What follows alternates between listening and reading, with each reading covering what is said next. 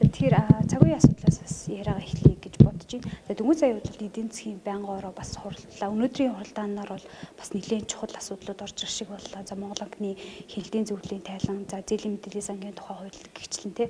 Тэгэхээр яг өнөөдрийн тухайд яг хилцэн хуулиуд дээр та бас ер нь ямархуу байр суурьуудыг илэрхийлээ. Ялангуяа одоо нөгөө иргэдийн дунд одоо хамгийн түгээмэл тулгамддаг асуудал бол Монгол анхны зээлийн сантай холбоотой асуудлууд бас нэлээд гарч ирдэ шүү дээ. Тэгэхээр яг энэтэй холбоотойгоор Бачуур гишүүний санаачилсан хуулийн төсөл дээр та бас ямар хөө байр суурьтай байна?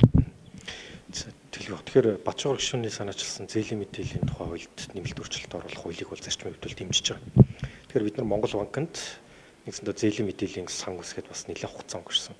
Ер нь бүртгэлийн чанартай одоо хүртэл явж ирсэн л та. Тэгэхээр энд тэнд үүссэн маш том мэдээллийг бол эдийн засгийн эргэлтэнд буцаад санхүүгийн экосистемийг те илүү одоо үр дүнтэй одоо бүтээмжтэй болгоход нь бол ашиглах ёстой. Бусад улсууд бол энийг ер нь илүү хөгжингүй орнууд бол бүгдээрээ ашигладаг штэ. Илүү нөгөө credit score гэж яриад байгаа те. Нэгсэндээ тухайн бүний зээлжсэн зээлийн хэрхэн төлсөн түүх маань те өөрөө дата болоод энэ буцаад эдийн засгийн эргэлтэнд ордог те. Тэгэхээр энэ байдаг жишгийг бол Монголд одоо яралтал нэвтрүүлэх хэрэгтэй л. Ер нь олон орон аль түрүүн маш их мэдээлэл зөвлүүлээд их хөгдлөө хиймэл оюун ашиглаа боловсруулаад тэрийг бүтээмжиндээ тэ одоо хөгжилтэй ашиглаж штэ. Тэгэхээр бид нэр тэр зээлийн мэдээллийн байгаас мэдээлэл дээр зээлийн мэдээллийн сан дээр байгаа мэдээллийг аль түрүүн л яралтаа одоо ашиглалтанд оруулах ёстой. Энэ дөө санхүүгийн одоо системийн за бүр цаашлаад зээлийн хүү буруулгаж гэсэн эрен нөлөөтэй гэж үзэж байгаа. Бас энэ дээр одоо миний бас нэг хэлсэн нэг зүйл бол зээлийн мэдээллийн санд өгж байгаа тэр мэдээллүүд байна те. За энэ дээр бол ингээ яг татвар төлөгчдийн мөнгө эсвэл хувийн зээлийн иргэн төлөлт ч юм уу те ингээд ялгууртаа хандаад байгаа тийм энэ байдлыг бол бас бид нар болиулах хэрэгтэй. Хамгийн одоо нэг тод жишээ бол одоо олон яригдлаа болсон зээлийн сан те. Гадаад зээлийн одоо иргэн төлөлт орохгүй бол зээлийн мэдээллийн санд очтгүй мөртлөө дотоод зээл одоо хүртэл орж байгаа ийм ялгууртаа байдлуудаа бид нар халах хэрэгтэй. Энэ эдийн засгийн буцаа эргэлтэнд орсноор Монгол банкны нэг одоо жишээлбэл бид нэр хэлдэг шүү дээ. Саарл жагсаалтанд орж байгаад нэг 6 жилд нэг өршөөл үзүүлээд тэгэлдэг гэд энэ байдал өөрөө одоо халагдана гэсэн үг байхгүй. Энэ одоо байж болохгүй шүү дээ. Санхүүгийн сахилга баттай байх хэрэгтэй. Зээл бол татвар төлөгчийн мөнгө байна уугүй юу? Зээл байх хэрэгтэй. Иргэн төлөгдөх зарчимтай. Дэлхийд даяар байдаг л яг зарчим. Тэгэхээр энийг илүү эдийн засгийн эргэлтэнд оруулж илүү бүтээмжтэй болгоход одоо чухал хууль гэж үзэж байгаа. Өнгөрөх 7 хоногт бол за яг нэг хаврын чуулган эхлэхдээ зэрэгцээд яг одоо энэ боловсролын одоо байнгын орооны дэргэд байгуулагдсан боловсролын зээлийн сангаа одоо асуудлаар одоо ажлын хэсгийн бас тогтоолоо баталж авсан байгаа. Ер нь ажил нэлээ урагштай бас шахуу явсан гэж харж байгаа. Тэгэхээр яг энэ одоо ажлын хэсэг дээр байгуулагдсан тогтоол дээр та бүхэн ер нь ямархуу асуудлуудыг тусгаж засгийн газар руу чиглэл өгсөн бай. Да ялангуяа та саяас ирж байна. Одоо боловсролын зээлийн сан дээр гол одоо богцлогдсон хэсэг бол ялцчгүй Монгол банкны одоо арч агсаалтад одоо зээлдэгч нарын мэдээллийг ялгууртай байдлаар оруулж байна гэдэг зүйл байсан. Энийг бас эрчимжүүлэх чиглэлд нь ямар хөө? Тэгэхээр боловсон зээлийн сан дээр боловсрол соёлын шинжилгээ спортын байнгын орон дэргэд ажлын хэсэг байгуулагдаад ер нь бол бид нэр яг өдөрдмжийнхаа хүрээнд ажиллаад одоо нэгсэнтэй дуусгаад одоо байнгын ороноос ажлын хэсгийг хаана гэсэн одоо бас мэдээллийг өгсөн байна. Тэгэхээр энэ бол яралтай ажиллах хэрэгтэй л цаг хугацаа алдаж болохгүй. Яг гэвэл 25 оны сонгон шалгаруулалт явах хэрэгтэй.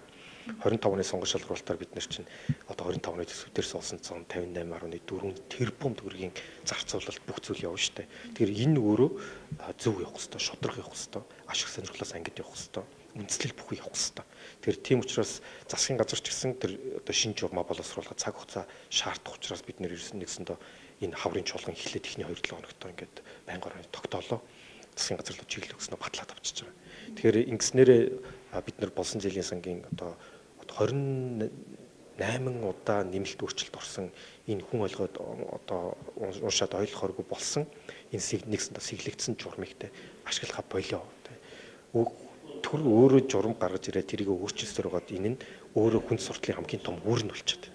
Тэгэхээр энийг бүр цоошин нэр бичээд одоо ялангуяа гол хэрэглэгч болох суралцагчдаа маш ойлгомжтой хүртээмжтэй шудрах байх зохицуултыг л оруулж өгөх хэрэгтэй. Маш олон гомдлууд 30 жилийн хугацаанд ирсэн шүү дээ. Тэгэхээр тэр болгоныг л ерөөсөө журмандаа зарчмын хувьд тусгаад оруулаа явахд бол энэ өөрөө нэг тийм хэцүү асуудал ерөөсөө биш байхгүй. Тэгэхээр ер нь явж энэний ард нь юу тутсан сэтгэл тутсан бас нэг асуудал бол байгаа. Тэгэхээр бидний хувьд ч гэсэн шуурхаа ажиллаж нэгсэндээ 25 оны сонгон шалгаруулалтаа оюутан сурагчдад тий одоо зөв явуулахад засгийн газар яаралтай чиглэлөө гэж засгийн газар журналс бол хугацаа олох хэрэгтэй байсан юм л да. Асуудал хөндөгдөд бол бас нэлээд хугацаа өнгөрч штеп. Тэгэхээр энэ хугацаанд яг нөгөө яг одоо сан дээр яг хийгдсэн тодорхой өөрчлөлт юу нь юу байваа гэдэг дээр бас асуух. Тэгэхээр зээл иргэн төлөлттэй холбоотой. Зээл иргэн төлөгдөж одоо буцаа дараагийн хүүхдэд боломж олно гэдгийг бид нэр 25 оны төсвийн зохицуулалтанд оруулсан байхгүй. Тэгэхээр энэ жилдээ 33.6 тэрбум төгрөгийн их усвар бусад их усвар буюу зээл иргэн төлөлтөөс орж ирэх ёстой. Болсон зээлийн сан дээр. Ингэжж болсон зээлийн сан 25 оны үйл ажиллагаагаа яг одоо төлөвлөснийхөө дагуу биелүүлнэ. Гэтэл өнөөдөр яг 25 онд гарснаас хойш эхний 3 сарын хугацаанд 780 сая төгрөг иргэн төлөгдсөн байна. Бид нэр хизээ 33-ыг бүрдүүлнэ тий. Тэгэхээр энэ бол яаралтай явах хэрэгтэй. Энийг явуулахын тулд бас нэг Монгол банкны түрүүн ярьсантай зээлийн мэдээллийн санд одоо дотоод оюутнууд нь орчууд гадаад оюутнууд одоо хүртэл орохгүй байгаа шүү дээ. Тэгээ гадагшаага суралцахад одоо зарцуулагдсан зээлийн иргэн төлөгдөөгүй тохиолдол. Гэтэл энэ ялгууртай байдлыг л болох хэрэгтэй л да. Энд чи өөрөө явж тэр оюутан сурагчдын маш том хүний эрхийн зөрчил болж таарч байгаа шүү дээ. Тэгэхээр энийгээ бид нэр яаралтай шийдэх хэрэгтэй. Уул нь бол Монгол банк, боловсролын яам гэсэн хоёр төрлийн байгууллага мэдээлэл солилцох асуудал байгаа байхгүй. Огт солилцож үзээгүй биш шүү дээ. Дотоодын зээлийн асуудлыг эдгээр сүүлийн 9-10 жил мэдээлэл програмаар солилцоод болоод яваад байна шүү дээ. Гэтэл яагаад гадаадын оюутнууд дээр л очиод бүх юм гацдгийг, яагаад гадаад оюутнууд болгосон зээл дээр очиод зээлийг тэтгэлэг гэж ойлгодгийг хин ч ардаас нь хөөцөлддөггүй. Одоо Монгол банкны зээлийн мэдээллийн санд бусад шигээ яагаад орж болдгоо, яагаад давуу тал ингэж үсэт идэг. Энийг л болох хэрэгтэй байхгүй. Тэгэхээр бид нар яг үнэхээр татвар төлөгчдийн мөнгөнд хит эс үлдэхүүгээр ханддаг. Татвар төлөгчдийн мөнгөнд хит аргалчин гэж дарга цэргээр яриулж ханддаг, чөлөөлдөг энэ асуудлыг ерөөсөө зарчмын хувьд, философийн хувьд тэ ерөөсөө халах хэрэгтэй байхгүй. Одоо энэ бол үнэхээр яг татвар төлөгчдийн үүднээс бол хизээч хүлээн зөвшөөрч болохгүй зүйл шүү дээ. Тэр хүний хөлсөө урсгаж олсон мөнгийг нь аваач болсон жилийн сангаад дамжуулаад хөрөнгө оруулалт болгож байгаа бол зөв шудраг яваад зээл гэж олгогдсон бол иргэн төлөгдөх л ёстой байхгүй. Тэгэхээр хөгжлийн банк ч гэсэн маш том жишээ байсан те. Хөгжлийн банкн дээр зээл болгож олгочоод тэрийг нь хизээч иргэн төлөх шаардлагагүй юм шиг ойлгож явсан шүү дээ. Тэгээ хөгжлийн банк дампуурах хэмжээндээ хүртэл хүрч ирсэн. Тэгэхээр энэ ойлголтыг бол ингээд одоо бид бүгдээр халах хэрэгтэй. Энэ бол бүр яг үнэхээр бүр үцэл баримтлалын хүрээнд энийг халах хэрэгтэй те. Тодорхой одоо журмын өөрчлөлт хийгдлээ. За тэнд Монгол банктай одоо мэдээлэлээ солилцох чиглэлд тодорхой бас засгийн газраас ч гэдэг юм уу холбогдох одоо яамтад нь ингээд үүрэг чиглэл ингээд өгөөд явсан ч гэсэндээ эргээд боловсролын зээлийн сангийн яг энэ одоо гарч ирсэн асуудал дээр хариуцлагын асуудал юу нь ямар хэмжээнд яаж иргэцсэн бэ гэдэг дээр бол бас мэдээлэл бол айгүй тутмаг байлаа шүү дээ. Тэгэхээр яг нөгөө ажлын хэсэг бол мэдээж хэрэг энэ чиглэлд мэдээллүүдийг бас солилцож авч үзсэн байх гэж бодож байна. Тэгэхээр энэ чиглэлд яг үнэ. Тэгэхээр яг хариуцлагын механизм нь яг одоо сул нэг талаасаа хөөцөлдөг эс үлдэхүү явсантай холбоотой байгаа байхгүй. Тэгэхээр жишээлбэл хэрвээ татвар төлөгчдийн мөнгөөр тэр нь тэтгэлэг юм уу зээл болгоод очиж байгаа бол тий. Тэр чинь буцаж эх орондоо эргэж ирээд хувь нэмрээ оруулаад гэж өгсөн санхүүгийн мөнгө санхүүгийн дэмжлэг тий. Тэгэхээр яг л тэрүүгээр л хэрэгжих ёстой юм л да. Тэгэхээр тэн дээр хариуцлагын механизм нь өөрөө тодорхой бус тэгээ хэрэгждэггүй энэ байсантай холбоотой. Одоо зээл иргэн төлөлт адилхан шүү дээ. Хариуцлагын механизм байхгүй. Зээл гэж авсан бол иргэн төлөгддөг тий. Одоо жишээлбэл арилжааны банкнаас зээлж авсан бол иргэн төлөхгүйгээр аргал нь сайдаар яруулна, дараагаар яруулна гэж байдаггүй шүү дээ. Арын алга гэж байдаггүй шүү дээ. Тэгвэл татвар төлөгчдийн мөнгө дээр тийм алга цог хандгаа ерөөсөө болох хэрэгтэй. Тийм учраас зээлийн иргэн төлөлт заавал хийгдэх ёстой.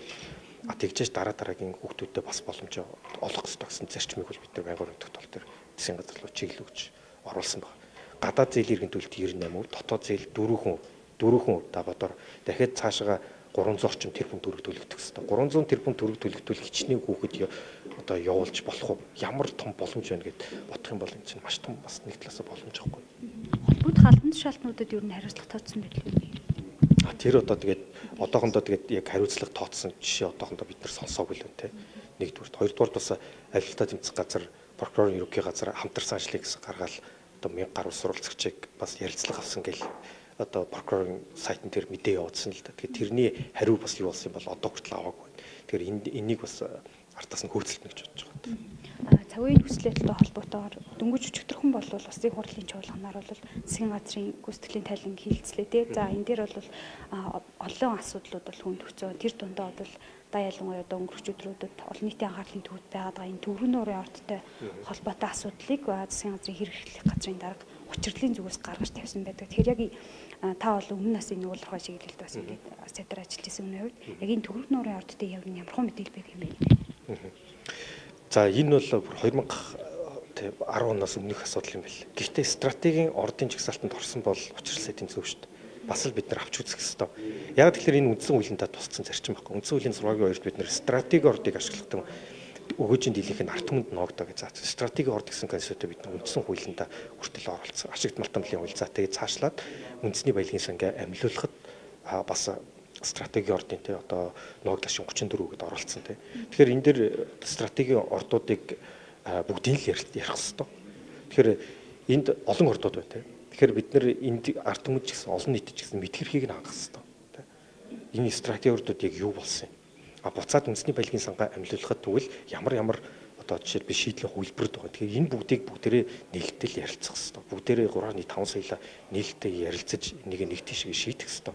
Үндсэн хуулийг хэрэгжүүлэх хэрэгтэй. Үндэсний баялагын сангаа бас амилуулах хэрэгтэй.